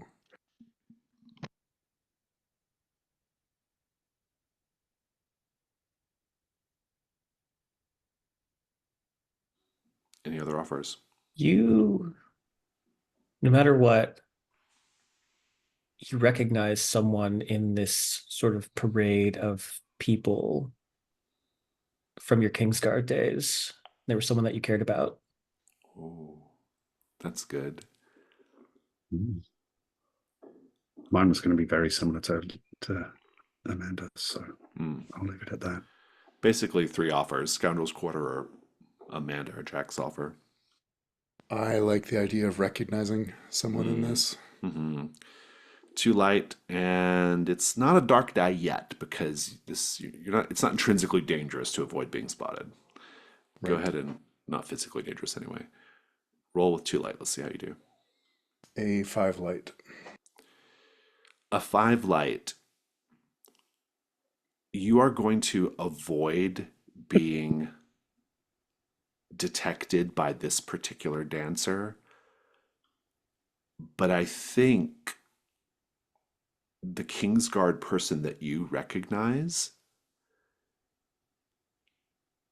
you can tell that that Kingsguard person is not infected and just pretending to move with the dance to avoid detection themselves. And if you want to talk to them, you will also have to pretend to be part of the dance. Yeah, that sounds not fraud at all. He'll do that. Indeed.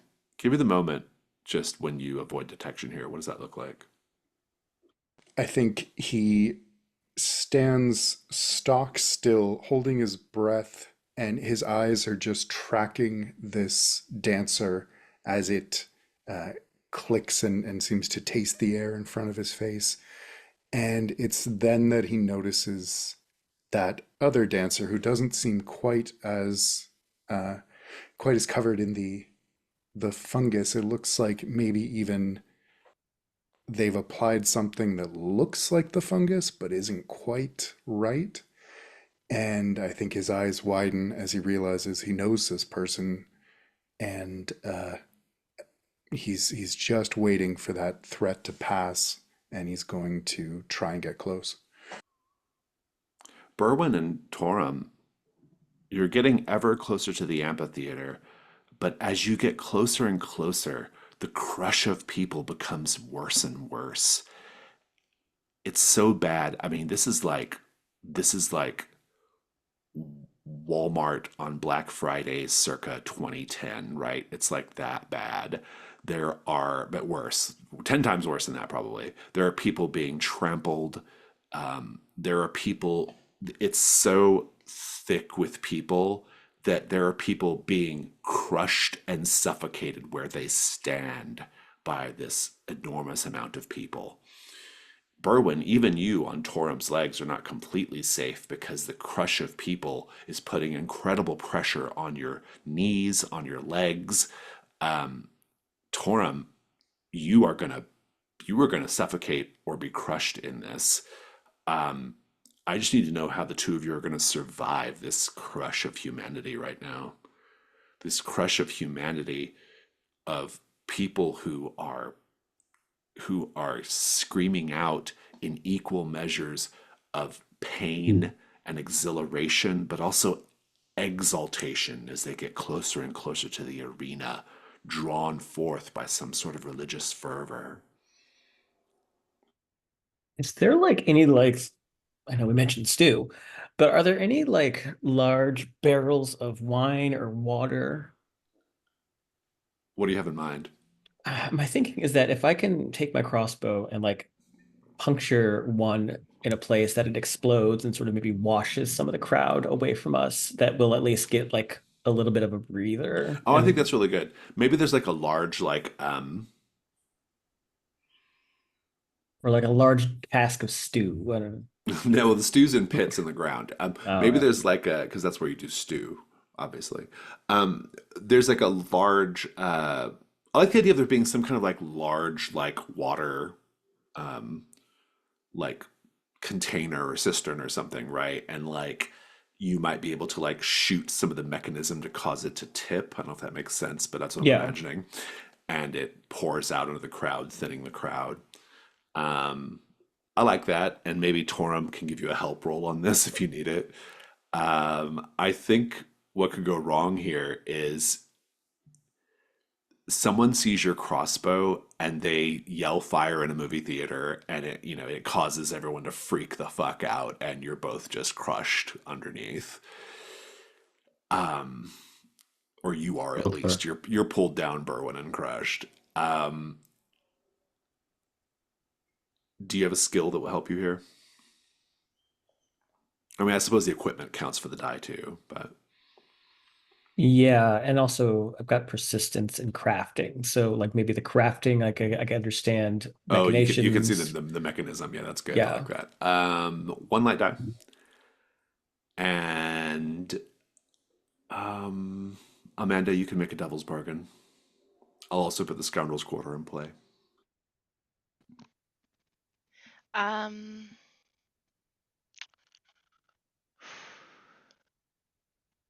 no matter what, you see something in this scene that reminds you of your wife.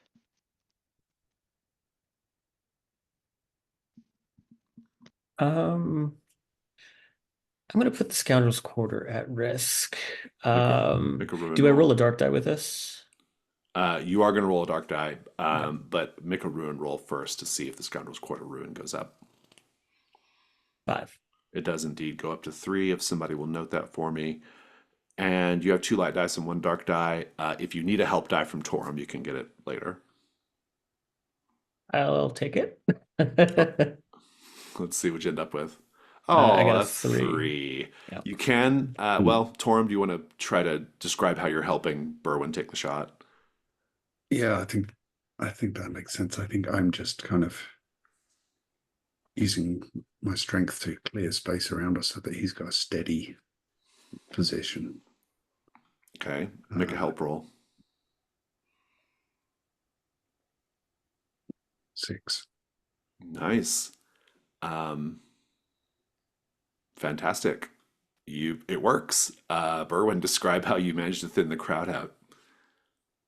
Uh, so with with the crowd just sort of gathering and smashing against us, that it's super unsteady, but Torum and his very large arms begins to push back those who are trying to like reach up for the crossbow because it's a nicely made crossbow, and in this place of frenzy and commerce, people are I imagine are trying to take it from him, as well as sort of freaking out about the fact that you've got this person on a beast bitten's back, wielding a crossbow.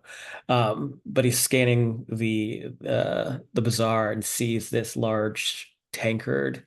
But it's very old. It's not super stable. And he just sort of, as he's sort of being shifted around, he just sort of takes a deep breath and focuses and aims and fires at one of the legs that breaks and snaps, and the thing starts to roll down Indiana Jones style, and it starts to just sort of at first mow down a large cluster of people as it rolls in our direction before smashing and releasing this large amount of water that just floods the bazaar and sends many of them sort of washing away, and probably splashes against us too, but because Torm is so beefy, he's not affected.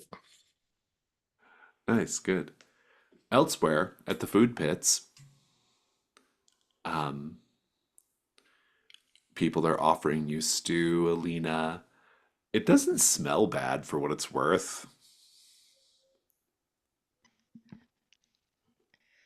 I think I'm going to go up to one of the stew pit chefs Mm. and ask to see. How am I going to find out? Okay. Are these old ladies still around that were. No, they kind of left you at the end of the Yeah, entrance to the food pits. They gave you their blessing and sent you on your way. great. Yeah, I'll go up to a food pit chef and I want to. My plan is to try and figure out which stew pit this hand is in, this ring is in. How? And so I'm going to be asking about ingredient sourcing. Fantastic. I love it. Make a hunt roll. I hate this. That's a 1. Oh, one. So I lose all my tokens. You do lose all your tokens. That sucks. How many tokens Yep, do you have? 2. Okay. Could be worse. Um, Could be a lot better. I think one of the stew pit vendors leans forward and says, I'd be more than happy to tell you everything I know if you would help me season my broth. I, And I'm not really a cook. I think we're going to leave it there today with you trying to figure out where the ring is, with Cassian joining the dancing parade to meet up with this fellow from the King's Guard. Think about who that is, Ben, in between sessions. And Berwin and Torum actually getting close to the amphitheater. Let's go to Stars and Wishes. Whoever wants to go first, please do. I've got lots. This was a lot of fun. This incursion's so gross. So star for the incursion itself. This incursion is disgusting, and it's always a lot of fun, but just in a really disturbing way. I really liked Action Berwin. Star to Jack for Action Berwin having this kick-ass like mariner taking control, and Berwin gets a cool moment in the sun, but it's completely against his character, so I'm really excited to see a little bit more of that and how that plays out, and if we get to see Berwin do cool things again. The bullfight was awesome. I loved Torum just diving in there, ready to fight this bull. The idea that Berwin's on his back the whole time, just that's such wonderful chaos, and that whole scene was great. I liked all of the combat scenes. I thought they were really excellent, and there was a lot of them. But I especially liked when Cassian flat out refused to play horsey or rider, and immediately got into combat, and nobody like did anything to help. Just, but really, Cassian, you managed it. You didn't lose that much in that fight, so I think that was it could have been a lot worse. Star for Stu. I'm fucking I can't with you, Jason. There's a tweet out there where you said something along the lines of, you ever play a game with you and I'm in it and stew comes up, don't eat the stew. uh, and that's all I could think of was the awful stew. So yeah, star for that nonsense. Can't wait to see what happens. It's gonna be disgusting. Alina is such a perfect character for this to happen to as well, right? And I love that's one of my stars is like her total delusion about what's going on here, just completely deluded, which I think is amazing.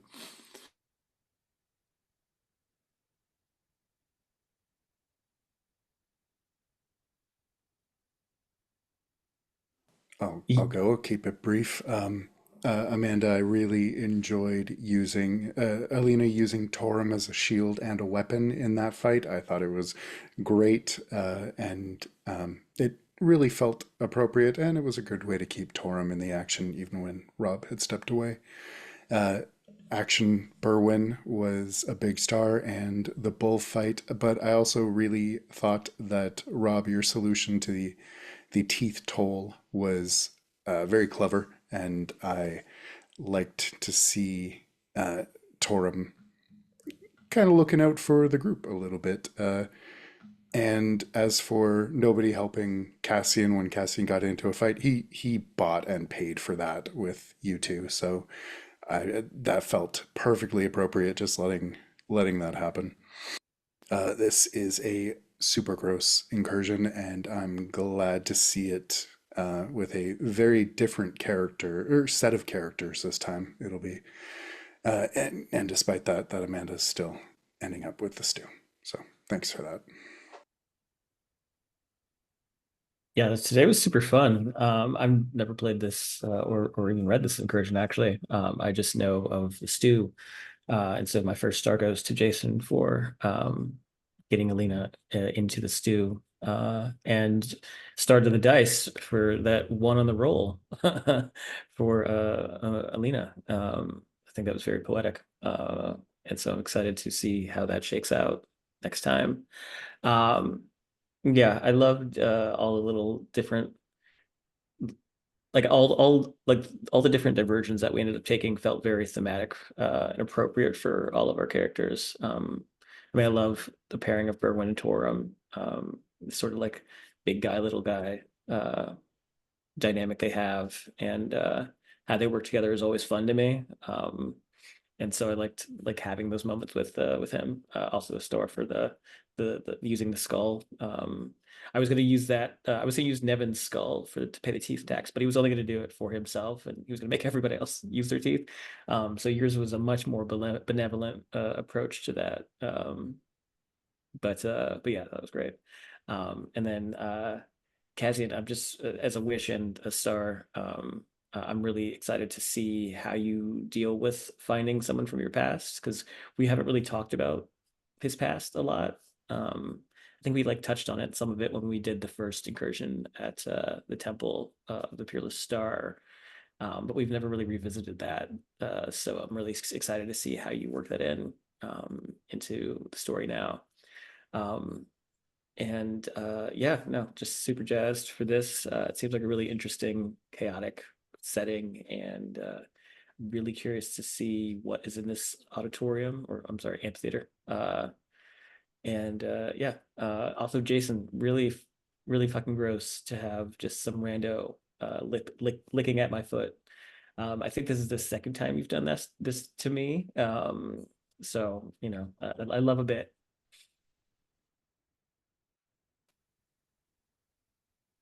Yeah, I played this one once before with Amanda in the infamous stew incident, so it's fun. It's kind of fun to revisit it. I'm only sorry I missed the moment when Cassian threw somebody off the wall because that sounds like a ton of fun. Yeah, I really enjoyed the Torum bow and double act again. That's always a good time, and just the kind of visual image of him sitting up there with his holding on to the horns and steering me around was a lot of fun. Yeah, looking forward to seeing what happens when we come up against Foucault himself.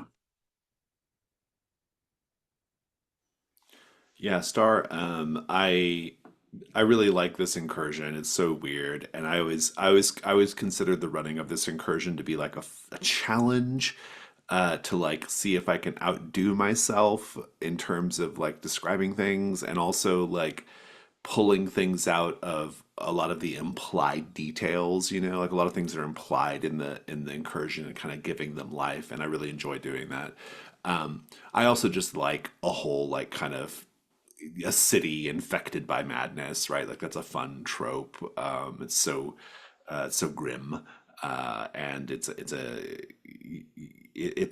there's something like really like yeah, there's something just like very like kind of um,